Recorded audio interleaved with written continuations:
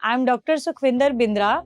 I'm an oral and maxillofacial surgeon. Is snoring a sign of serious health problem? Well, sometimes yes. Occasional snoring may be harmless, but if snoring is happening daily, if it is loud, and if it is associated with pauses in the breathing, as it occurs in obstructive sleep apnea, then yes, the snoring may be harmful. Because if the patient is having obstructive sleep apnea and snoring, the most common health hazard is road traffic accidents. Patient can have high blood pressure, they may suffer from heart problems, and sometimes it can cause stroke also.